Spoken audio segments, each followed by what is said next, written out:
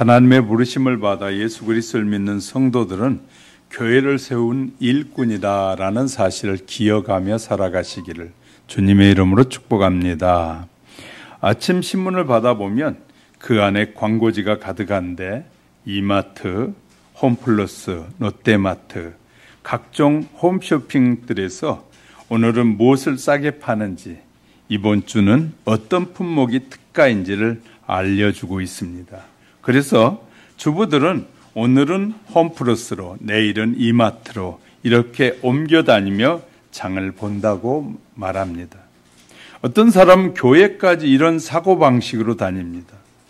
마음에 안 들면 조금이라도 시험 비슷한 일이 생기면 또 다시 교회를 옮기는 사람도 있다고 합니다. 그러나 성도들의 신앙생활은 홈쇼핑이 아니라 연극 보고 영화 보러 다니는 것이 아니라는 사실을 알아야 할 것입니다. 안타깝게도 많은 사람이 신앙생활이 그런 것이라고 착각하는 사람들이 있다는 것입니다. 예수님이 시험 들 때마다 교회를 옮겨도 된다고 말씀하신 적이 없습니다. 자, 분명히 예수님께서 마태복음 10장 38절을 보면 또 자기 십자가를 지고 나를 따르지 않는 자도 내게 합당하지 아니하니라. 자기 십자가를 지고 따르라라고 말씀하셨습니다. 교회에서 마음에 안 드는 일이 생기고 싫은 일이 생겨도 묵묵히 자기 십자가를 지고 섬기는 것이 하나님께서 부르신 성도의 삶이라는 것이. 그런데 코로나 이후에 예수님을 믿으면서도 교회에는 다니지 않는 사람이 많은데 이런 분들을 지도자들은 가나안 교인이다라고 말합니다. 여기서 말한 가나안은 하나님이 이스라엘 민족에게 주신 땅 이름이기도 하지만 안나가를 거꾸로 말하면 가나안이 됩니다. 약 200만 정도의 성도로 추정될 만큼 많은 성도들이 이 교회 저 교회를 구경하듯 다니면서 정착하지 못하고 있는 것이 오늘의 현실이다. 교회에 나가지 않는 각각의 이유가 있겠지만 결국은 시험에 들었다는 말을 많이 합니다. 그래서 이 예수님께서 시험에 들지 않기 위해서 기도하라. 기도 안 했기 때문에 시험에 들었다는 말이고요. 시험을 이기라 그랬는데 시험을 못 이겼다는 말이기도 합니다. 어느 교회는 신앙생활을 40년을 했는데 30번의 교회를 옮겼다고 해요. 그래서 어느 교회 목사님이 자기 교회 왔길래 그 분을 붙잡고 이제 집사님 이제 60이 됐는데 더 이상 여기 이곳저곳 돌아다니지 말고 이 교회가 여기가 마지막이라고 생각하고 이 교회 뼈를 묻도록 하십시다 그랬더니 아멘 하더라는 거예요. 그런데 1년이 안 돼서 또 다른 교회로 갔다는 것이에요. 이렇게 교회를 쇼핑하듯 돌아다니는 성도들도 있는 시대가 오늘의 시대입니다. 본문은 예수님께서 여러 지역에 돌아다니면서 병든 자를 고치셨습니다. 그리고 가버나움 해변에서 가르치시다가 세리였던 레이를 제자로 부르신 일과 레이의 집에 초대받은 이야기를 오늘 기록하고 있습니다.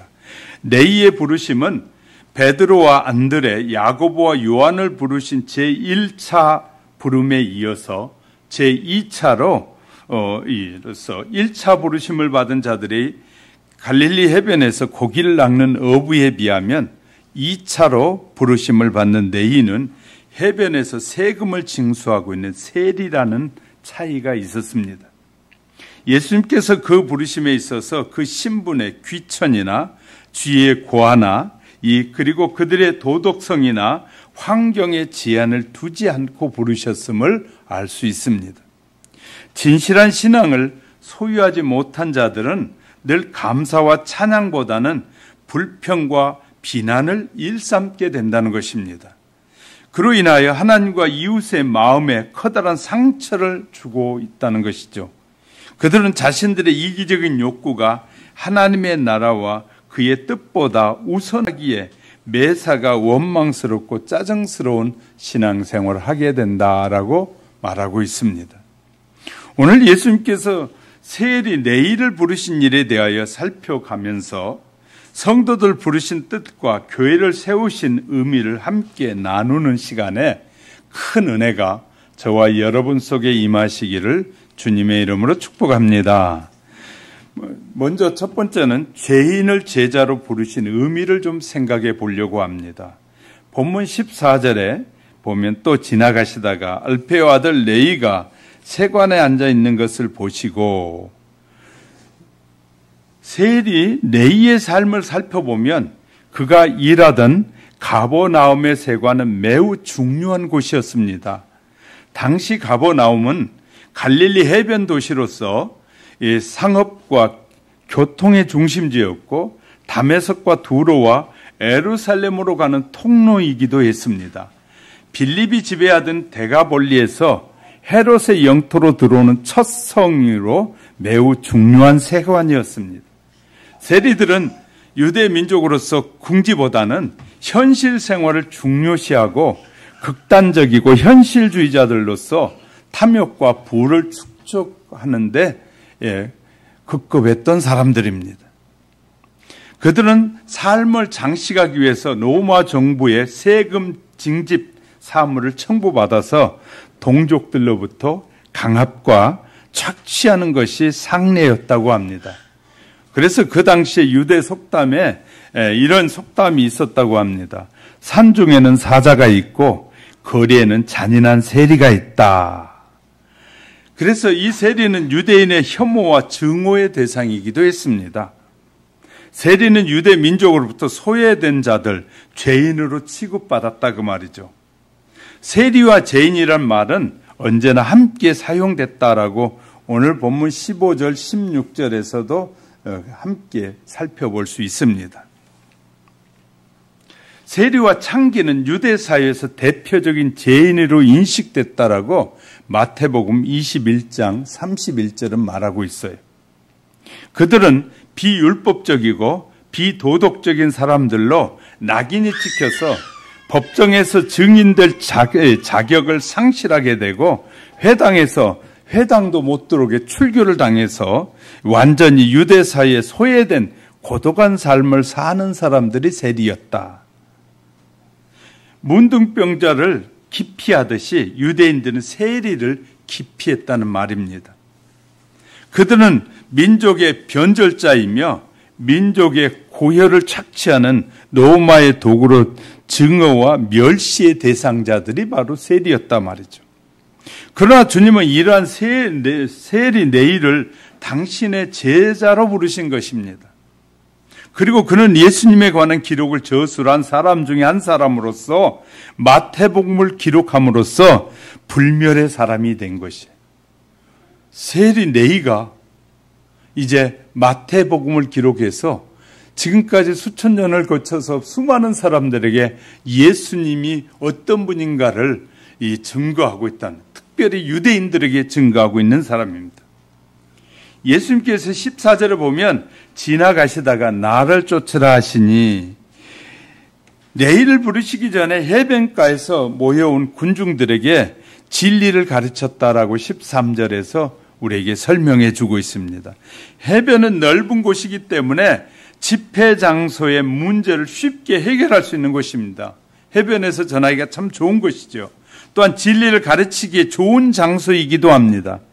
바다의 넓음과 깊이에서 영혼과 진리를 가르칠 수 있고, 깨어진 조개 껍질로 인간의 연약성과 무상함을, 모래알과 같은 시간에 반석과 같은 그리스도를, 또 그리고 잔잔한 파도와 포효하는 파도를 통해서 하나님의 사랑과 심판을 교훈할 수 있는 아주 좋은 장소였습니다. 그러나 예수께서 가르치시는 일로만 그치지 아니하고 거기서 지나가시다가 위대한 한 사람을 발견하고 내일을 부르셨습니다. 예수님께서는 그를 세리로 보시지 아니하고 당신의 복음을 문서를 통해서 영원히 전할 위대한 사도로 보았다 그 말이죠. 예수님께서 세상 사람들이 죄인으로 보고 증오하고 멸시하던 세리를 당신의 가치관에 의해서 사도로 보시고 부르셨다는 것입니다. 그것이 오직 은혜인 것입니다. 이 은혜야말로 모든 인간이 그리스도에게 부름받게 되는 기회라고 할 수 있습니다. 내는 즉시 일어나서 쫓았다라고 쓰고 있어요. 우리가 중요한 것은 주님이 우리를 부르셨을 때 바로 응답하고 따라가느냐, 순종하느냐가 너무너무 중요한 것이죠. 부름의 시간은 하나님의 시간이에요. 그 부름에 순종하느냐에 따라 우리의 인생이 달라지게 된다라고 성경은 말하고 있어요. 하나님을 만나든 예수님을 만나든 성령님을 만나든 성삼위 하나님을 만남을 통해서 변화가 일어나면 누구도 하나님 앞에 아무 쓸모없는 인간이 아니라 소중한 사람으로 바뀌게 된다는 사실을 우리는 배우게 됩니다. 저와 여러분이 예수님을 만났던, 하나님을 만났던, 성령님을 만나서 예수 그리스도가 나의 삶의 주인이고 구세주고 메시아라는 사실이 고백되었다면 이제는 우리의 만남은 정말 엄청난 축복의 만남이 된 것입니다. 이 만남을, 축복된 만남을 어떤 사람은 축복을 만들어가는 사람이 있는가 하면 축복된 만남 후에도 축복을 축복으로 만들지 못하고 저주로 바꿔가는 사람도 있다는 사실을 우리는 기억해 볼 필요가 있습니다. 세리 레위는 즉시 예수님을 자기 집으로 영접했고 동료 세리들과 죄인들을 불러서 함께 잔치를 참여했다라고 15절에 기록하고 있습니다. 레위의 이와 같은 행동은 네 가지 의미로 살펴볼 수 있는데 그는 지금까지의 수치스러운 삶을 청산하는 의미에서 예수님을 초청했다. 두 번째는 자기를 불러주신 예수님께 대한 감사로 초청했다. 세 번째는 동료 세리들과 죄인들에게 예수님을 알게 하려고 많은 동료들을 부른 것은 예수님이 이런 분이야. 나는 이제 이분을 믿고 따르기로 했어 하고 보여주는 것이었습니다. 또 네 번째는 가족과 그 환경에 이별을 기념하는 의미라고 볼 수 있어요. 그래서 예수님을 불러서 잔치를 했다는 것은 이제 내가 살아왔던 삶에서 돌아서서 이제 나는 예수님만 따라가리라. 그분의 말씀에 순종하고 그분의 뜻을 따르리라. 그는 사치와 부의 길을 버리게 됩니다. 왜냐하면 이 세리가 엄청난 부를 누리는 길인데 그것을 버리고 가난의 길을 택했고 죄인의 길을 버렸습니다. 그는 세리 레위가 아니라 이 사도 마태가 됐다라고 우리에게 전해주고 있는 것입니다.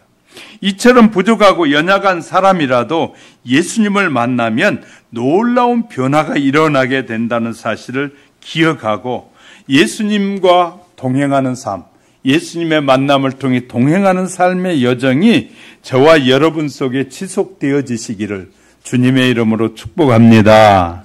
두 번째는 시대적 종교 지도자들의 무모한 반응을 볼 수 있습니다. 16절의 말씀을 보면 같이 읽어볼까요? 16절 시작. 바리새인 서기관들이 예수께서 죄인 및 세리들과 함께 잡수시는 것을 보고 그의 제자들에게 이르시되 어찌하여 세리 및 제자들과 함께 먹는가? 여기에 바리새인과 서기관들이 나오는데 그들은 예수님과 함께한 사람들을 보고 정죄했다 그 말이죠. 그들의 신앙적인 질문에 율법을 철저히 지키며 살다 보니까 이런 신앙적인 질문을 한 것은 자기들은 철저하게 율법을 지키고 살다 보니까 율법을 잘 지키지 않으면 의롭지 못하다는 생각이 그들의 기준이 되어서 판단하고 정죄하기 시작했다. 우리가 교회를 잘 나오다 보면 교회 안 나온 사람은 함부로 평가할 수 있거든요. 매우 위험한 일이거든요. 당시 유대 사회에는 죄인으로 분류된 사람들은 대표적으로 세리와 창기와 나병이나 혈류병처럼 병에 걸린 사람도 죄인으로 분류에 가까이 하지 않았습니다. 마치 죄가 옮기기라도 하는 것처럼. 그런데 예수님이 그런 죄인들과 함께 모여 식사를 한 것을 보았으니 그 마음에 얼마나 큰 분노가 일었겠습니까? 그때 예수님 그들에게 대답하시기를 17절에 이렇게 하셨어요. 같이 읽어봅니다. 시작. 그들에게 이르시되 건강한 자에게는 의사가 쓸데없고 병든 자에게 쓸데있느니라. 나는 의인을 부르러 온 것이 아니요 죄인을 부르러 왔노라 하시니라. 건강한 사람에게서는 의사가 필요 없습니다. 우리 사회도 똑같이요. 나는 너희를 치료하는 하나님으로 너희가 손가락질이라는 그 죄인들을 치료하러 왔다 그 말이에요. 너희가 손가락질이라는 그 죄인들을 치료하러 왔다. 그들을 구원하러 왔다라고 말씀하시고 계시는 거예요. 면밀히 따지면 바리새인과 서기관들도 모두 다 죄인입니다. 자기들이 스스로 의롭다고 생각할 뿐 이 세상 모두가 똑같은 죄인이고 너도 나도 똑같은 병자라는 사실을 예수님이 말씀하시는 거예요. 세상에 있는 모든 사람들은 다 병자다. 다 치료를 받아야 될 사람들이다라고 우리에게 말씀하고 있는 것이에요. 예수님은 성자 하나님이신데 유대인의 지도자들 그를 신성 모독죄로 고발하고 죽이려고 합니다. 예수님이 하나님이심을 그들이 기다리신 메시아인데 자기가 당신이 메시아라고 알려주는데도 수많은 군중들은 증거를 보고도 그리스도가 아니라고 거부하는 거예요. 수많은 증거를 보여줘도. 그래서 마태복음 26장 63절에 보니까 예수께서 침묵하시거늘 대제사장이 이르되 내가 너로 살아계신 하나님께 맹세하노니 내가 하나님의 아들 그리스도인지 우리에게 말하라. 지금까지 그렇게 말했는데도 안 믿고 빌라도 앞에 지금 잡아다 놓고 예수님을 붙잡아다 놓고 네가 하나님의 아들인지 말하라. 그때 예수님은 어떻게 하셨습니까? 예수님은 침묵하셨어요. 왜냐하면 지금까지 수도 없이 3년 동안 가까이 계속해서 알려줬음에도 불구하고 또 묻는 것이었어요. 그러니까 예수님 침묵하셨어요. 침묵이 구원 사역을 이루어 가시는 길이. 그래서 이 마가복음 15장 3절 5절에서 이렇게 말하고 있어요. 대제사장들이 여러 가지로 고발하는지라 빌라도가 또 물어 이르되 아무 대답도 없느냐. 그들이 얼마나 많은 것으로 너를 고발하는가 보라. 하되 예수께서 다시 아무 말씀으로도 대답하지 아니하시니 빌라도가 놀랍게 여기더라 라고 쓰고 있어요. 빌라도 총독이 놀랍게 여길 정도로 예수님은 변명도 부인도 하지 않으셨습니다. 인류를 위해 십자가에 못 박혀 피 흘려 죽기 위해서 오셨기에 그 큰 사명 앞에 묵묵히 죽음을 향하여 십자가를 향해서 예루살렘을 걸어가셨어요. 이 하나님의 목적, 하나님의 뜻을 이루기 위해서 있는 예루살렘으로 가신 거죠. 아무 죄가 없었지만 아무런 대답도 변명도 하지 않으셨다고. 여러분, 왜 문제가 많고 시험이 많이 든지 아십니까? 말이 많기 때문이죠. 일일이 사람들의 말에 대답하지 말고 변명하지도 말아야 합니다. 아마 주변에 끝없이 변명하는 사람을 보았을 것인데 자기가 똑똑하고 잘못하지 않았다는 사실을 증명하고 상대방의 잘못을 늦추고 말하고 자신은 잘못을 전혀 없다고 감춥니다. 정치인들의 모습이 여기에 보면 참 추해 보여요. 자기는 다 잘났는데 다 다른 사람은 잘못됐다고 말해. 늘. 자기가 잘못했다는 사람이 가끔 있어요. 이번 말은 제가 실수했습니다. 잘못했습니다.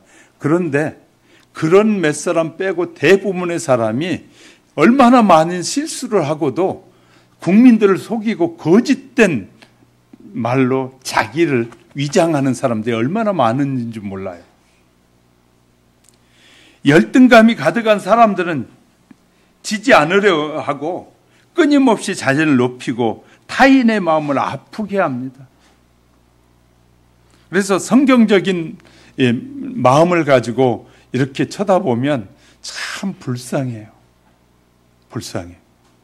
저렇게 거짓말하고 거짓된 말을 하고도 얼굴 하나 붉어지지 않고 텔레비전에 나와서 눈 똑바로 뜨고 말하는 그들을 보면 얼마나 불쌍한지 몰라요. 예수를 믿지 않는 사람들이 하는 모든 말들과 행실에 거짓이 가득해 있어요. 오직 자기를 드러내고자 발부둥을 쳐요. 그런데 우리는 그런 모습을 보면서 불쌍히 여기는 것이 아니라 그것을 흠모하게 되는 거예요. 야, 저렇게까지 표현하는 거 보니까 참 대단하다. 그 대단한 것이 아니라 자기를 변명하기 위해서 위장하는 사람들이 얼마나 많은데 이걸 분별해내지 못하니까 우리가 예수님보다 세상 사람을 높이는 사람들이 많아져요. 목사도 장로도 권사도 집사가 어느 분은 선생님이라고 말하네.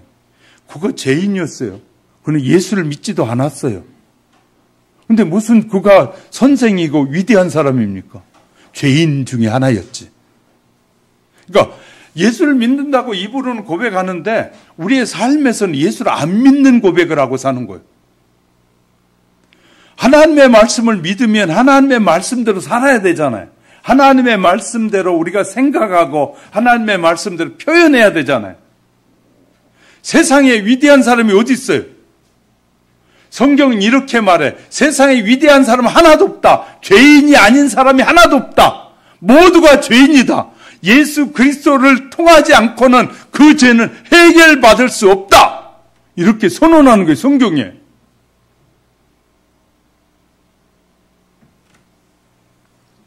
우리가 이제 성경을 제대로 알기 시작하면 그런 거짓말한 그들이 불쌍하고 그들을 긍휼히 여겨달라고 기도할 수밖에 없게 되는 것이거든요. 근데 우리가 이제 성경을 잘못 알게 되면 위대한 것으로 착각하는 삶을 살게 된다고 말이죠. 이것이 내가 정말 하나님의 약속의 말씀을 믿는 자인지 안 믿는 자인지를 우리의 말을 통해서 드러나는 거예요. 우리는 그런 변명을 들을 때 참 불쌍하다. 정직하게 고백하고 정직하게 말하면 얼마나 좋을까. 믿는 사람도 여의도만 가면 변질되는 사람들이 너무너무 많아요. 장로님, 집사님이니 해가지고 찍어주세요. 우리가 나가서 정치를 바르게 해보겠습니다. 그리고 나갔는데 한참 지나고 보면 변질돼 있어. 나갈 때 그 마음이 잃어버렸어요. 우리가 이런 걸 보면서 가슴 아파요. 근데 놀라운 거예요. 열등감이 가득한 이런 사람들이, 세리와 같이 죄인 취급을 받는 사람들이 은혜 받으면 달라져서 상대방의 잘못이라고 먼저 말하지 않고 내 잘못이라고 미안합니다, 잘못했습니다, 자기의 잘못을 먼저 고백해. 은혜 받으면. 은혜 받기 전에는 다 남의 잘못이라고 말하더니 주님을 만난 사람들마다 예수님을 만나고 나고 주님의 말씀이 믿어지고 주의 약속이 믿어지고 나면 그래요, 내가 잘못했습니다, 미안합니다, 이런 얘기가 하게 돼. 먼저 사과하고 모든 분쟁과 갈등을 끝낼 수 있습니다, 사과하면. 그런데도 절대 먼저 사과하지 않습니다. 그래야 자신이 이기는 줄 아는 것이에요. 여러분, 무엇이 더 중요한지 잘 생각해야 합니다. 부부관계가 더 중요합니다. 정치 얘기하다 부부간에 싸움을 하잖아요. 부부관계가 더 중요한데 그것 가지고 싸워요. 교우관계가 더 중요합니다. 이기려고 하지 말고 변명하지 말고 설득하지 맙시다. 에베소 6장 12절은 이렇게 말씀해요. 우리의 씨름은 혈과 육을 상대하는 것이 아니요 통치자들과 권세자들과 이 어둠의 세력, 이 어둠의 세상 주관자들과 하늘에 있는 악한 영들을 상대함이라. 우리가 기억해야 될 것은 이 세상을 주관하는 자들, 그들과 하나님의 자녀들이 싸움이라는 거예요. 이걸 잘 모르는 사람들이 너무나 많은 거예요. 세상을 주관하는 자들은 세상의 방법대로 살아가는 것이지 하나님의 방법대로 사는 게 아니거든요. 그러니까 그들이 제시하는 모든 공약들은 전부 다 자기를 위해서, 자기들을 위해서 하는 것이지 우리 신자들을 위해서, 하나님의 백성을 위해서 하는 것이 아니에요. 하늘에 있는 악한 영들을 상대합니다. 모든 시험은 사람과의 싸움이 아닙니다. 배후에 귀신이 존재하고 악한 영들과의 싸움이에요. 결국 영적 전쟁이에요. 왜 교회에 가려고 할 때마다 남편이 이상하게 하고 방정을 떠는지 몰라요. 이상한 말을 해가지고 교회 가는데 기분 상하게, 교회 나가는데 기분 팍 상하게. 오늘따라 아이들이 화장실에 들어가서 빨리 가야 되는데 오랫동안 씻고 그냥 질질질 끓어.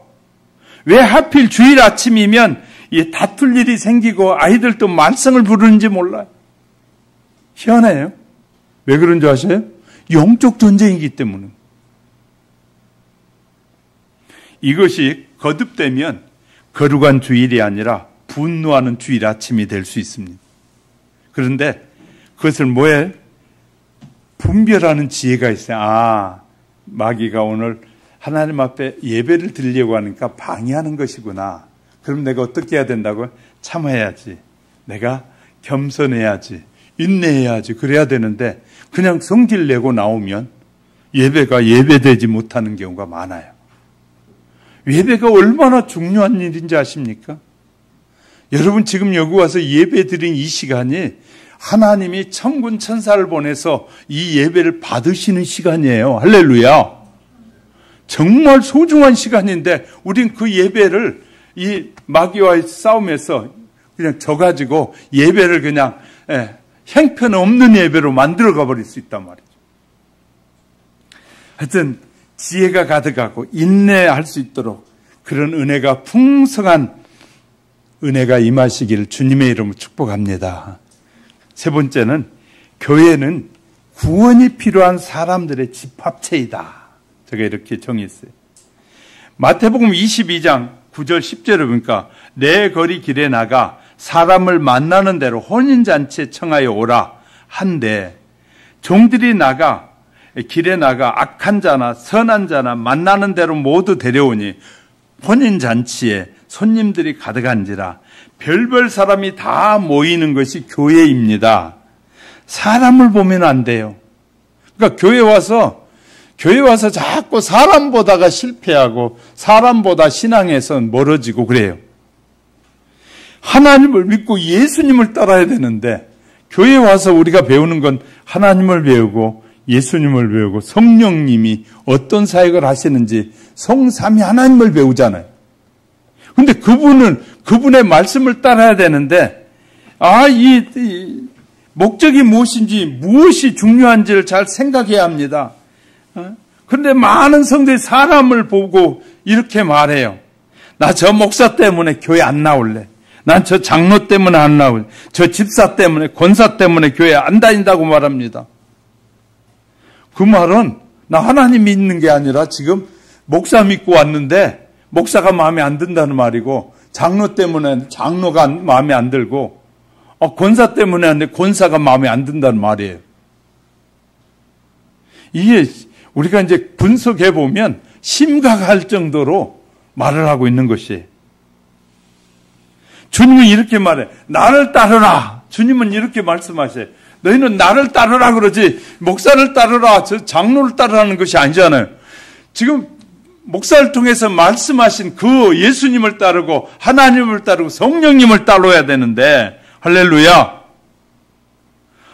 자꾸 어리석게도 세상 유혹과 미혹을 따라가 넘어져서 교회를 떠나고 옮겨 다니고 욕합니다. 그리고 판단하고 비판하고 정죄합니다. 세상에 좋은 교회, 나쁜 교회가 있을까요? 없을까요? 주님이 세운 교회는 다 좋은 교회예요. 사이즈가 크든 적든 우리는 사이즈 가지고 자꾸 대단한 교회, 엄청난 능력이 있는 교회 자꾸 이런 착각에 빠지는 사람이 너무나 많아요. 주님의 피값으로 세워져서 주의 말씀이 바르게 증거되어지는 모든 교회는 주님의 교회예요. 할렐루야. 근데 우리는 세상에 성공의 의식이 너무 많이 들어있어가지고 커야만이 성공했다고 말해.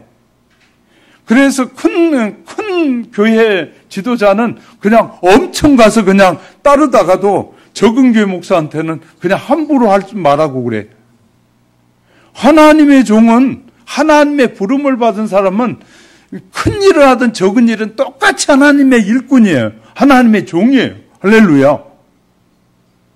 근데 이걸 구분하지 못한 사람이 너무 많아.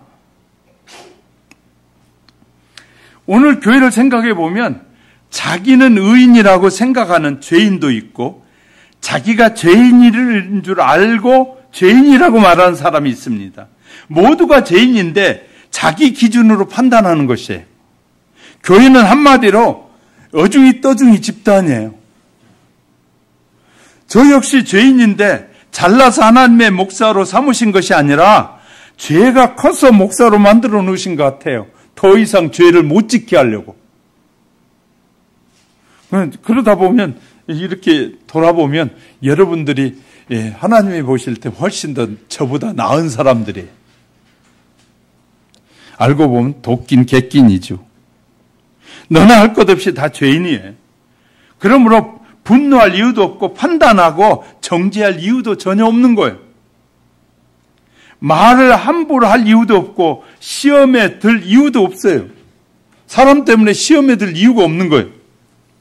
에르미야 9장 4절을 보니까 너희는 각기 이웃을 조심하여 어떤 형제이든지 믿지 말라. 형제마다 완전히 속으며 이웃마다 다니며 비방함이라. 그저 나를 조심하고 가장 먼저 나를 조심하고 이웃을 조심하고 말을 조심하고 하나님만 바라고 신앙생활 하라는 거예요. 시험에 많이 든 성도들이 대부분이 필요 없는 말들을 안 해도 될 말들을 막 사이가 좋다고 많이 해놨어. 그런데 그랬더니 이제 필요 없는 말이 이 사람에게서 저 사람으로 돌아가다 보면 이제 내가 듣기 싫은 소리를 듣기 시작하는 거야. 자, 내게 약점이 되고 불편한 것을 사람 앞에 내려놓으면 돌아다닐 수 있어. 그런데 중요한 건 주님 앞에 회개하면서 기도하면서 내려놓으면 전혀 도우는 일이 없어. 아멘 안 하시네. 그럼 사람들한테 계속 하시려고요? 사람들에게 나의 못된 부분들을 너무 많이 말하면 그 말이 돌아서 내가 나쁜 놈이 돼 있고 나쁜 년이 돼 있을 수 있어요. 옛날에 저렇게 살았대. 못되게 살았대. 이기적으로 살았대. 하고 이제 이 말이 돌 수 있어요. 그런데 하나님 앞에 옛날에 나의 과거가 부참했고 처참했고 그렇게 교만했던 삶을 하나님 앞에 고백하고 회개한 다음에 내가 바르게 살면 좋은데 이걸 사람들 앞에 자꾸 자기의 과거, 어떤 사람들 만나면 자기 과거가 과거에 대단했던 얘기하고 싶어가지고 막 하다 보면 자기가 무슨 짓을 한 것까지 다 나와. 그것이 이제 사람들에게 전해지면 나중에 자기 귀에는 어떻게 들려오냐면 저는 장로였는데 옛날에 깡패 두목이었대. 이런 소리 이제 듣게 되는 거예요. 그러면 이제 기분 나쁜 거예요. 그러면 사람 관계에 이제 문제가 생기는 거예요. 내가 누구한테 얘기했는데 저 사람이 그 말을 퍼뜨렸구나 해가지고 이제 사람과의 문제가 생겨. 나의 허물을 하나님 앞에만 고백하면 그리고 하나님 앞에 잘못을 나의 허물을 고백하고 용서를 받았으면 깨끗이 한데 사람들에게 알려. 가톨릭에 가면 신부한테 말하면 잘 안 잊어버릴 것 같잖아요. 신부가 돌아다니면서 또 별 얘기를 다 하고 다녀. 사람을 실은 믿을 수 없는 거거든요.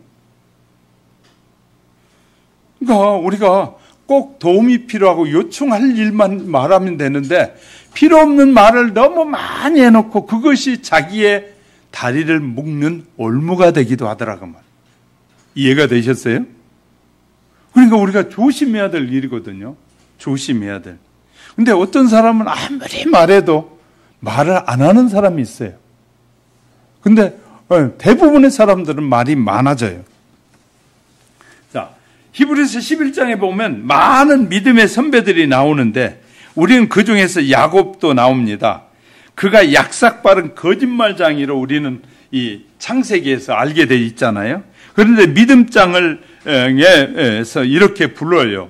이 히브리서 11장에 야곱을 당당하게 이렇게 기록하고 있어요. 21절에 믿음으로 야곱은 죽을 때에 요셉의 각 아들에게 축복하고 그 지팡이 머리에 의지하여 경배하였으며, 야곱이 스스로 험악한 삶을 살았다고 말하잖아요.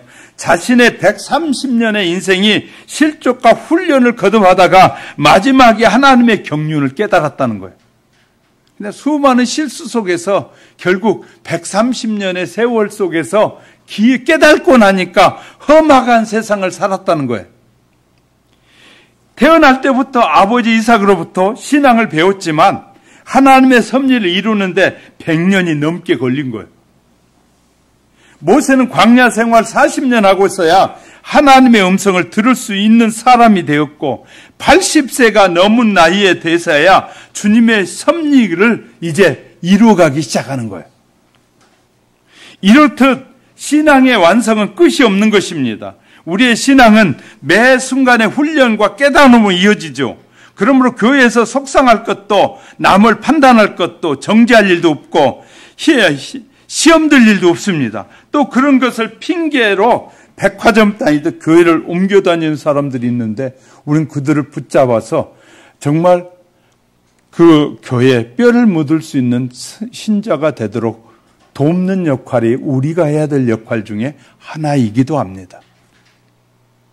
예수님께서 보여주신 모범은 교회를 위해서 죽으시고 교회의 머리가 되셨다는 거예요. 예수님은 이 교회를 위해서 죽으셨고 이 교회의 주인이 되신 거예요. 죽으시고 부활하시고 승천하신 후에 구원받는 사람들에게 성령을 부어주셔서 성령 받은 제자들에게 지상 명령을 주셨어요.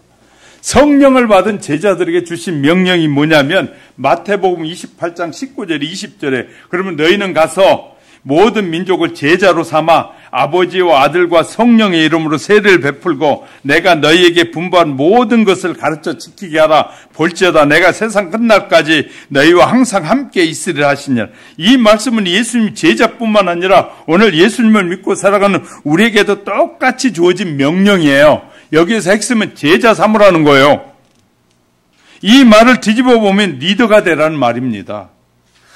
리더는 교회 부서장을 말하는 뜻이 아니라 누군가를 이끌고 와서 그를 바른 길로, 바른 삶으로, 바른 일을 하도록 돕는 사람을 리더라고 해요. 섬김이 장점이 아니라 섬김의 자리에 있는 사람이 리더예요. 섬김이 리더가 아니라 섬김의 자리에 있느냐가 중요한 것이에요. 곧 교회만 왔다 갔다 하지 말고 시험에 들어서 교회에 왔다 갔다 하지 말고 그걸 그치고 리더여야 한다는 뜻이에요. 리더는 제자를 만들고 그들로 교회를 세우라는 말씀이에요. 그래서 성도들이 교회는 누가 세우느냐면 성도들이 함께 세우는 거예요. 어떻게 해요? 하나님의 말씀을 듣고 배워서 그 말씀을 실천하게 되면 그 말씀을 실천하면 리더가 돼요. 그러면 사람들을 만나면 예수님을 전해서 데려다가 교회에 와서 계속 말씀을 듣고 배우고 성장하게 해주는 이 과정을 통해서 성도는 교회를 세워가는 사람이다. 아멘? 교회를 다닌다고 다 그리스도인이 아닙니다. 주님의 지상명령을 따르는 사람이 그리스도인이며 제자예요. 여러분이 섬기는 사람이 있습니까? 주일에 전화해서 교회 갑시다 이야기할 사람이 있습니까? 제자를 만들라는 예수님의 명령처럼 살고 있습니까? 사도행전 1장 8절에 보면 오직 성령이 너희에게 임하시면 너희가 권능을 받고 예루살렘과 유다와 사마리아와 땅끝까지를 내 증인이 되라 하셨는데 제 말씀을 읽고 성경 지식을 쌓고 교회 봉사에 헌신해도 이 성령을 받지 않으면 교회 예수님의 명령을 수행할 수가 없어요. 성령이 임해야만이 주의 말씀을 실천할 수 있어요. 하나님은 우리에게 리더가 되라고 하셨어요. 그 제자를 만들고 그들로 교회를 세우라고 하셨어요. 제자들을 만들어서 그들이 가서 또 다른 사람에게 복음을 전해서 그들을 데려다가 이렇게 교회를 세워가라고 말씀하고 있는 거예요. 교회를 세우라고 하셨는데 우리는 예수님을 바라보고 닮아가기보다 사람을 바라보고 작은 시험에 교회를 허물어 버려요. 내가 그냥 교회 안 나가면 나 안 나가면 되지 뭐 하고 이런 말을 쉽게 해가지고 그 자기가 안 나오는 것이 교회를 허물고 있다는 사실을 모르는 거예요. 교회를 옮기는 게 교회를 허무는 행위와 같은 것이에요. 교회를 안 나오고 지금 그냥 방황하면서 사는 성도들이 있다면 그들은 교회를 허물고 있는 것이에요.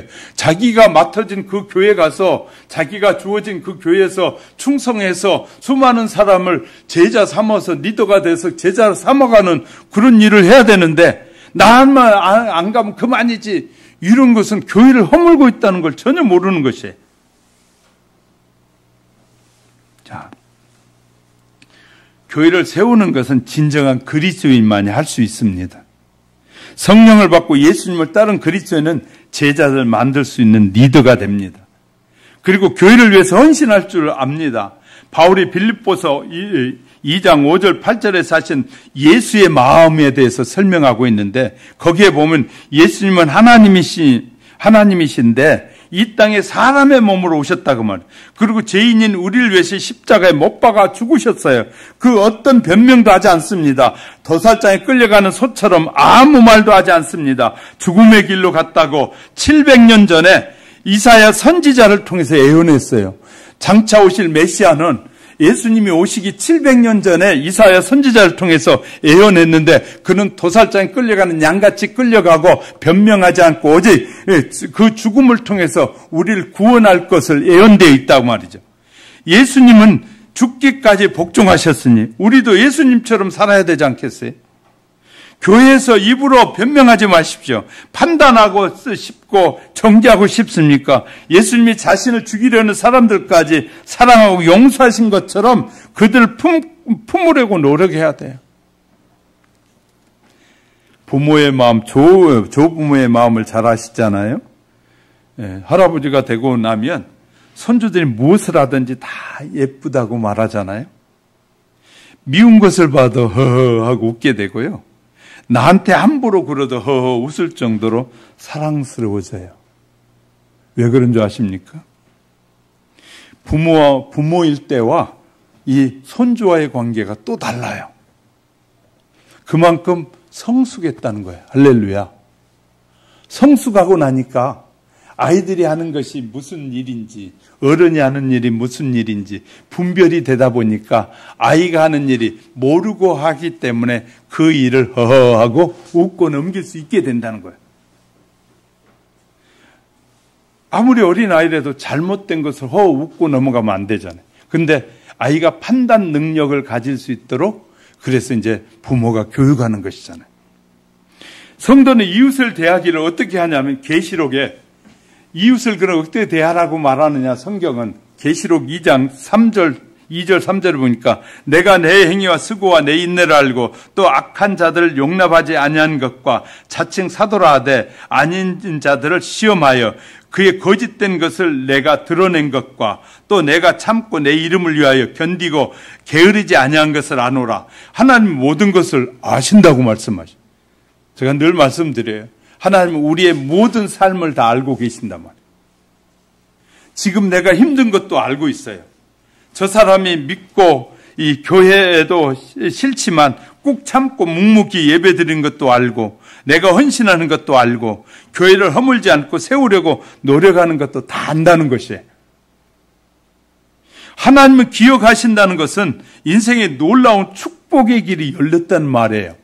하나님이 기억하신다는 것은 알고 계신다는 것은 내가 축복의 사람이 되어 있다는 말이거든요. 요한계시록은 마지막 심판의 말씀과 축복의 말씀이 함께 있는 것이에요. 죄를 지은 사람에게 두려운 말씀이지만 견디고 이기는 사람에게는 주님의 축복의 말씀이 담긴 은혜의 책이 된 거예요. 할렐루야.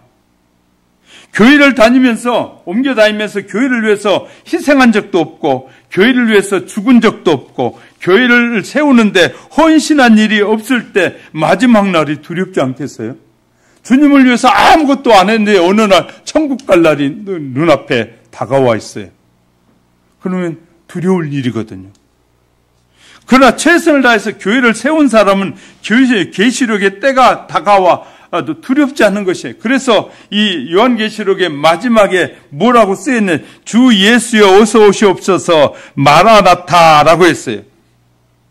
예수여 어서 오시옵소서. 왜? 나는 주님을 기다리고 있었습니다. 나를 알고 내가 무엇을 했는지, 무엇을 주님께 충성하고 내가 최선을 다하고 시간을 하나님 앞에 드리고 이 전도하느라고 시간을 드리고 삶을 드렸는지 하나님이 너무너무 잘 아시기에 주님 어서 오시옵소서, 지쳐있는 내게 주님 오시면 어서 오시옵소서 하고 주님을 맞이하는 그런 모습이거든요. 특히 계시록 3장 8절 10절에 보면 주님이 우리를 행위를 아신다고 말하고 있어요. 우리의 인내의 말씀을 지켰다는 것을 주님이 다 알고 기억한다. 여러분, 교회를 떠나고 싶은 마음이 들어야 정상이에요. 이성을 가진 사람은 그런 마음이 들기 마련입니다.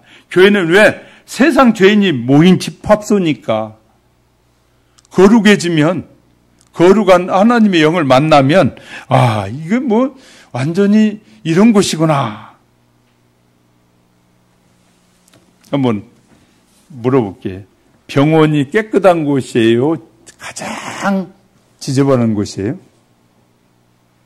병원이요. 보기엔 굉장히 희게 만들어놨으니까 깨끗하게 해놨으니까 깨끗해 보여요. 그런데 어디에서 가장 병이 많이 옮기는 줄 아십니까? 병원에서 옮겨요. 놀랍죠? 병원에서 가서 입원해 있고 그런 사이에 또 다른 병이 걸려. 수많은 병이.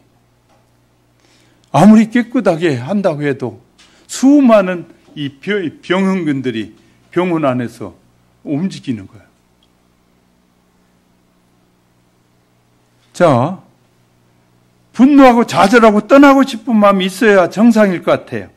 사랑해서 결혼한 사람 사이도 그렇게 둘이가 서로 뜨겁게 사랑했던 사람들도 몇 번이나 헤어지고 싶을 정도로 마음이 들 때가 그 정상이에요. 어느 때는 그렇게 좋았지만 어느 때는 또 그렇게 그냥 내 마음에 안 들어서 싫을 때도 있는 게 정상이라. 그러나 그런 마음이 들어도 교회를 굳건히 지키고 붙잡고 가정을 지키겠다. 이 교회를 지키겠다. 이 예수님의 마음을 본받고 참고 묵묵히 교회를 지키는 사람, 이 사람이 그 가정의 가장이 되고 그 가정을 지키는 사람이 되고 그 교회를 지키는 기둥이 되는 것이에요. 할렐루야. 그런 사람이 없으면 다 가정이 무너졌어요. 결혼하고 나는 평생 단 한 번도 이혼해버려야겠다는 생각 안 한 사람이 거의 없다고 그래요. 그런데 가정을 지켜야겠다. 내 자녀들을 지켜야겠다. 그런 마음들 때문에 결국 지키다 보니까 나이가 들고 세월이 들어서 보니까 내가 지키기 참 잘했다. 이런 경험을 쌓게 되는 거거든요. 오늘날 얼마나 많은 이 부모님들이 자녀들에게 이혼을 통해서 얼마나 많은 자녀들에게 상처를 주고 있는 줄 아시잖아요. 이런 걸 볼 때 내가 가정을 지킴으로 내 자녀들에게는 그런 아픔을 주지 않은 거에 대해서 정말 내가 잘 지켰구나 할 수 있잖아요. 자, 신앙생활은 교회에 다니는 것이 아니라 교회를 세우는 것이 신앙생활이에요. 예배는 극장에 가서 영화 관람하는 것도, 이 목사의 강의를 듣는 것도, 교양 수업을 받는 것도, 역사와 이 전설을 공부하는 그런 시간이 아니에요. 예배 시간은. 오직 하나님을 만나고, 예배 시간에 저가 증가하는 이 메시지를 통해서 성삼위 하나님을 만나서 그분께 하나님께 영광을 돌려드린 시간이에요. 그리고 교회는 예배를 드리는 처소예요. 인류를 구원하시는 하나님의 뜻을 성취하는 곳이 교회입니다. 그래서 마귀는 교회를 끊임없이 흔들어 무너뜨리려고 해요. 왜? 예배 못 드리게, 하나님께 영광을 돌리지 못하게 하려고 수많은 공격을 해요. 그때마다 흔들리는 교회에서 끝까지 붙잡고 있는 것, 이런 사람이 진정한 신앙이라는 사실을 기억하시기 바랍니다. 끝까지 붙잡고, 주님, 나를 이 교회에 보내셨는데 이 교회에 내 생명이 닿는 날까지 주님의 교회를 세우는 일에 내가 쓰여지게 하옵소서. 주님, 내가 인내할 수 있는 인내의 마음도 주시고 주님만을 바라보고 따라가게 하옵소서. 때로 마음에 안 드는 사람이 있어도 나는 주님만 바라보기에 이런 것을 다 허물로 여깁니다 라고 고백할 수 있어야 돼. 지금 정말 하나님의 사람은 신실한 그리스도인이 되어져 가는 것입니다. 사랑하는 성도 여러분, 우리는 예수님을 닮아가고 예수님께서 우리에게 주신 말씀에 순종하고자 모인 자들입니다. 그럼 우리는 하나님의 교회, 주님의 교회, 이 교회를 내가 뭐하는 자가 된다고요? 세우는 자가 돼야 합니다. 제가 하면 여러분은 세우는 신앙을 가지겠습니다. 이 교회는 주님의 교회입니다.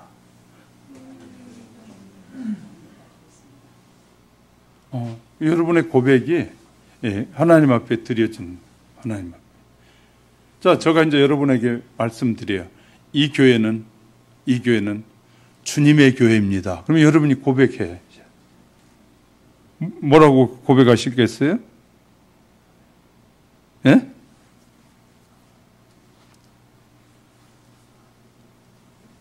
이 교회는 주님의 교회입니다. 그러면 여러분은 나는 교회를 세우는 신앙으로 살겠습니다. 이제 고백합니다. 이 교회는 주님의 교회입니다.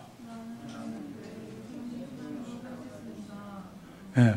이런 고백이 우리가 함께 이루어질 때 하나님이 가장 기뻐하는 교회가 되는. 자, 이제 말씀을 정리하려고 합니다. 하나님 왜 사람들을 자격이 없는데도 부르신다고 여러분 알고 계십니까? 주님이 부르신 자기 자신을 돌아보십시오. 주님의 교회를 위해서 내가 지난 30년간 희생한 적이 있는가요? 내가 교회를 위해서 죽은 적이 있습니까? 나는 정말 교회를 세우어 가고 있는가? 아니면 그저 예배를 관람하러 오고 있는지? 오늘 이 아침에 자기를 헤아려보고 모두가 주님의 교회를 세우는 지혜가 가득한 신앙의 사람들이 되시기를 주의 이름으로 축복합니다.